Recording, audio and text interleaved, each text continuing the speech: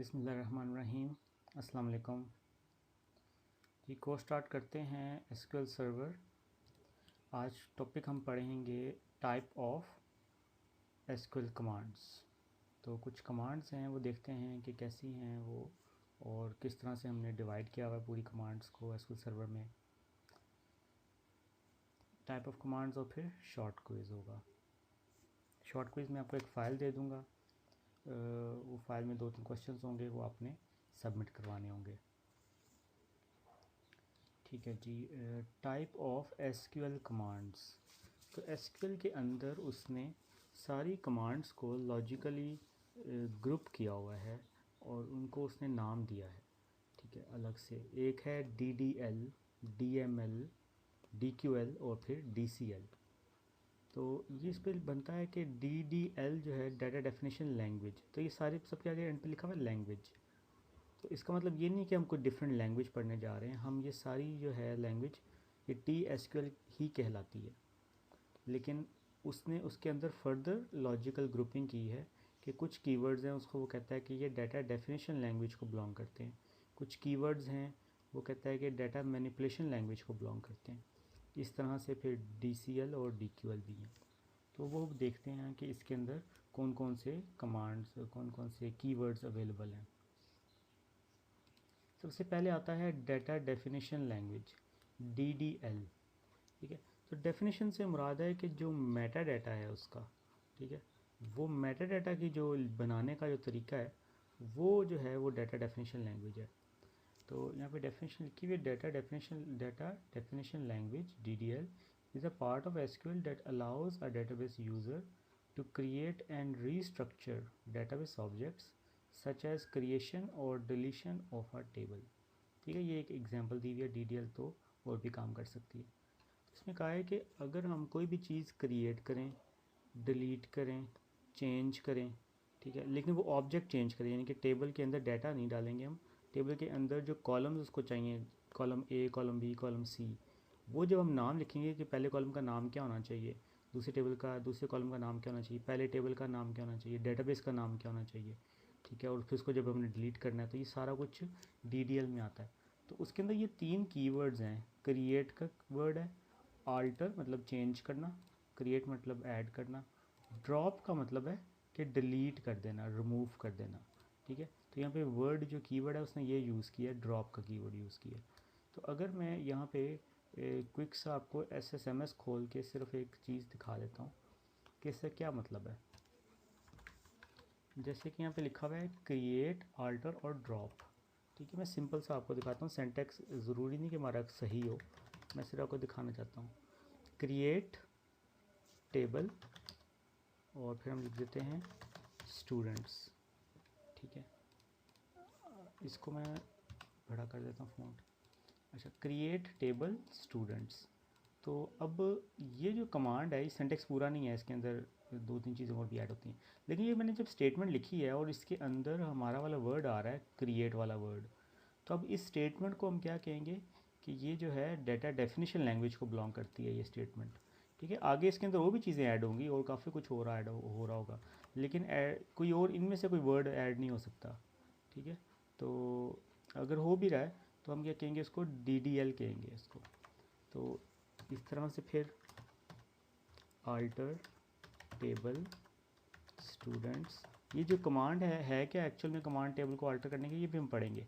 ठीक है, अभी मैं सिर्फ आपको बताना चाह रहा हूँ कि अगर वर्ड ये आ गया, ठीक है, खाली आल्टर से ही कुछ नहीं बनता, आल्टर के आगे हमें चीज़ें लिखनी पड़ रही हैं।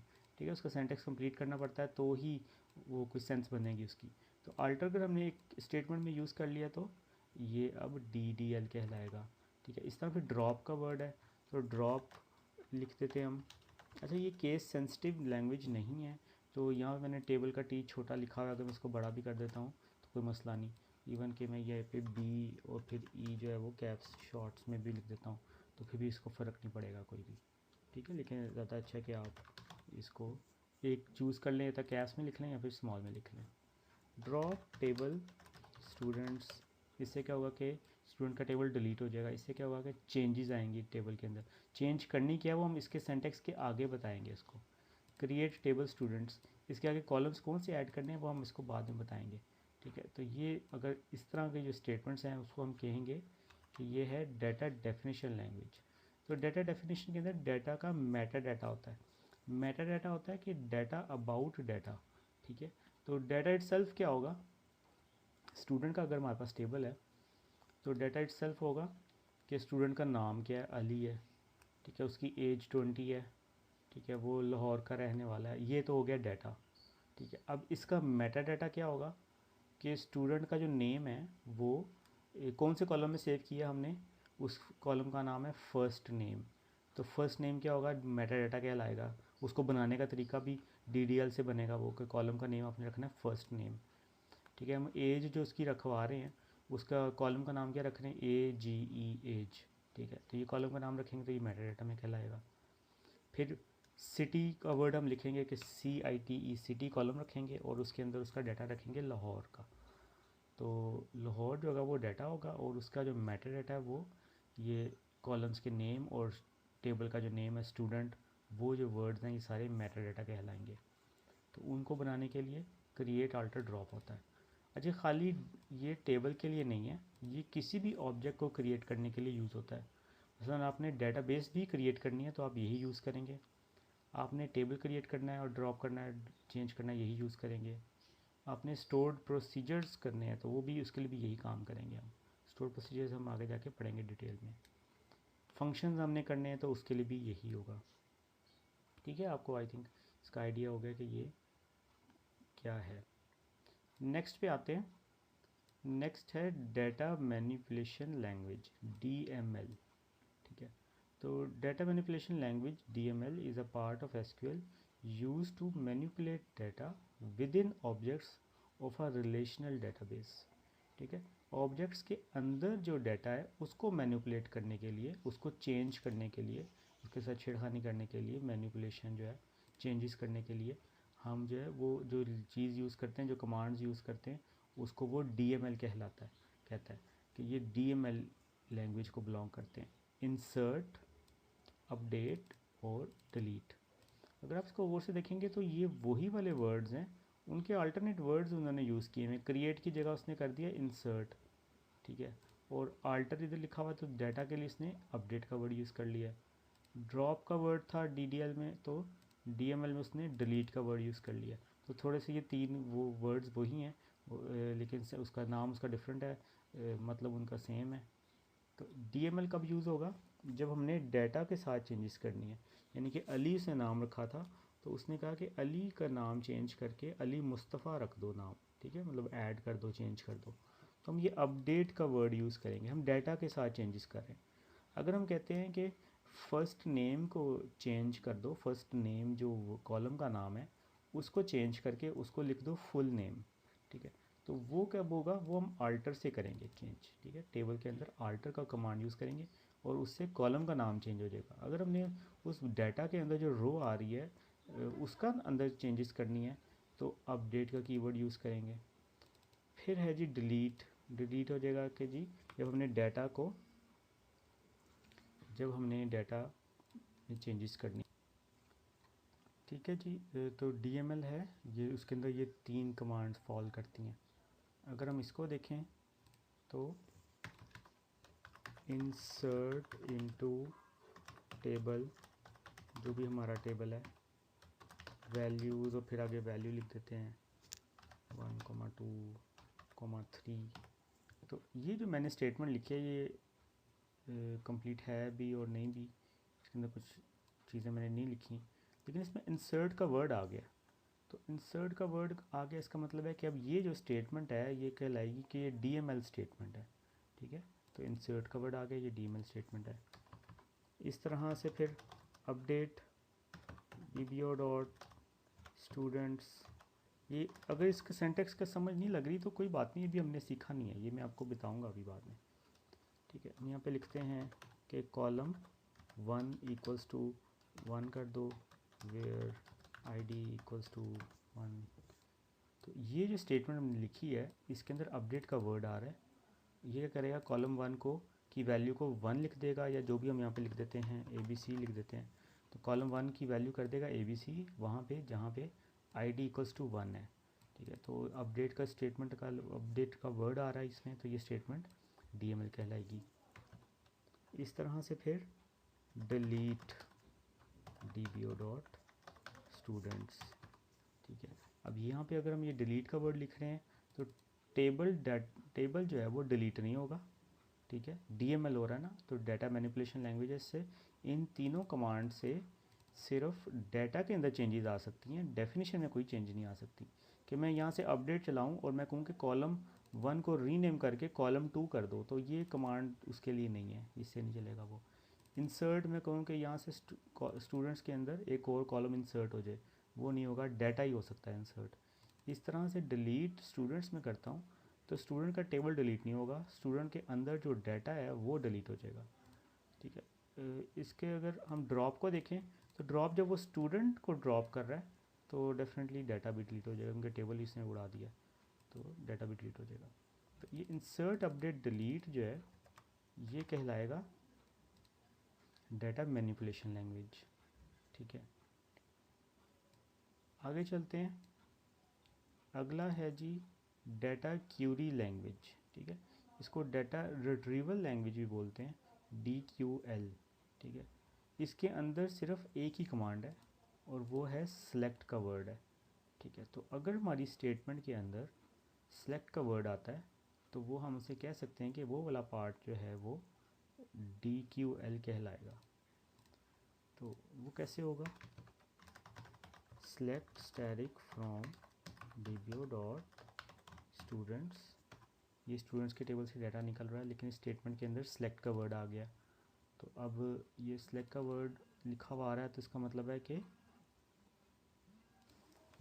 जी, तो सेलेक्ट का वर्ड आया तो DQL कहला रहा है। डाटा रिट्रीवल लैंग्वेज भी कह सकते हैं, डाटा क्यूरी लैंग्वेज भी कह सकते हैं।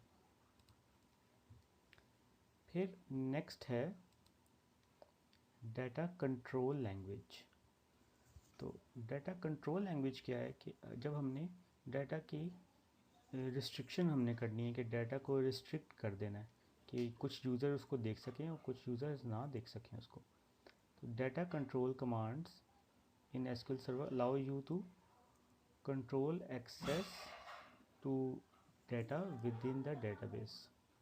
These DCL commands are normally used to create objects related to user access and also control the distribution of privileges among users.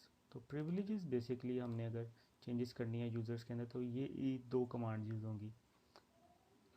ठीक है, तो उसके अंदर ये जो कुछ कमांड्स है यहाँ पे लिखी हुई हैं, ग्रांट और रिवोक। ठीक है, ग्रांट कब यूज़ होगी, जब हमने किसी को टेबल की एक्सेस देनी है। लेट्स से यूज़र 1 है, उसको 2 टेबल्स की एक्सेस है, तीसरे की नहीं है। तो अगर तीसरे की एक्सेस उसको देनी है कि वो उस पर सेलेक्ट क्यूरी लिख सके या इंसर्ट अपडेट डिलीट कर सके, तो हमने ये करना है, ग्रांट का वर्ड यूज़ करना है। ठीक है, तो ग्रांट का वर्ड यूज़ करके हम क्यूरी लिखेंगे तो उस क्यूरी के अंदर ग्रांट का वर्ड होगा तो ये डाटा कंट्रोल लैंग्वेज कहलाएगा वो। रिवोक का मतलब है वापस, मतलब ले लेंगे हम उससे। तो कोई भी एक्सेस बाय डिफ़ॉल्ट क्या होता है कि कोई भी टेबल की एक्सेस नहीं होती, डेटाबेस की एक्सेस नहीं होती। तो अगर हम फिर भी लिख देंगे रिवोक तो वो उसको टेबल की एक्सेस नहीं मिलेगी, बाय डिफ़ॉल्ट सारी टेबल की एक्सेस नहीं होती। तो हम क्या करेंगे, अगर उसको एक्सेस मिली भी है तो हम रिवोक अगर करेंगे, अच्छा तरीका तो ये है कि हम ग्रांट उसका ख़त्म कर दें। ग्रांट ख़त्म कर देंगे तो बाय डिफ़ॉल्ट आपको बताया कि सबकी एक्सेस नहीं है। लेकिन अगर ग्रांट हमने पहले कहा था कि टेबल 1 पे ग्रांट कर दिया और फिर हम रिवोक कर रहे हैं, तो रिवोक से क्या होगा कि वो डाटा की एक्सेस उसके पास नहीं रहेगी, लेकिन सुपरसीड कौन करेगा इसके ऊपर, रिवोक जो है वो हर हालत में सुपरसीड करेगा। लेट्स से आपने रिवोक की कमांड चलाई पहले, बाद में हमने कहा कि ग्रांट कर दो इसको, ठीक है, कि इसको टेबल की एक्सेस दे दो, लेकिन क्योंकि रिवोक भी लिखा हुआ है आपने तो वो ग्रांट नहीं होगा, आपको रिवोक पहले ख़त्म करना पड़ेगा। तो सुपरसीड क्या करता है, रिवोक सुपरसीड करता है। तो ये दो जो कमांड्स हैं जी, अगर इसकी हम क्यूरी देखें तो grant select on students to user A. तो इससे क्या हो रहा है कि सेलेक्ट के राइट्स स्टूडेंट्स के टेबल के ऊपर सेलेक्ट के राइट्स यूज़र ए को मिल रहे हैं कि यूज़र ए स्टूडेंट टेबल को सिलेक्ट कर सकता है। तो ग्रांट का वर्ड आ गया, तो ये डाटा कंट्रोल लैंग्वेज में आएगा। इस तरह फिर revoke select on students to user B. तो हमने कहा है कि यूज़र बी स्टूडेंट्स के टेबल को सिलेक्ट नहीं कर सकता, रिवोक कर दो उसकी सिलेक्ट की एक्सेस। तो रिवोक क्या होगा कि उसको अब एक्सेस नहीं मिलेगी। तो ग्रांट और रिवोक ये दोनों DCL कहलाएंगे। ठीक है, तो ये बेसिकली इंटरव्यू के अंदर इस तरह के क्वेश्चंस पूछे जाते हैं कि स्टेटमेंट लिख देते हैं और फिर वो पूछते हैं कि ये कौन सी लैंग्वेज को बिलोंग करते हैं। ठीक है, तो वो आपने फिर इस तरह से आप आसानी से आइडेंटिफाई कर सकेंगे क्योंकि कुछ कीवर्ड्स ही हैं। आपने ये कीवर्ड्स याद कर लेने हैं, तो आपको आई थिंक ये याद हो गए होंगे, बड़े थोड़े से कीवर्ड्स हैं। ठीक है, अगर नहीं याद हुए तो आप याद कर लेंगे, तो ये आप फिर आसानी से आइडेंटिफाई कर सकेंगे। ठीक है जी, ये था आज का लेक्चर। इंशाल्लाह नेक्स्ट में मिलते हैं। तो जी, अल्लाह हाफिज़।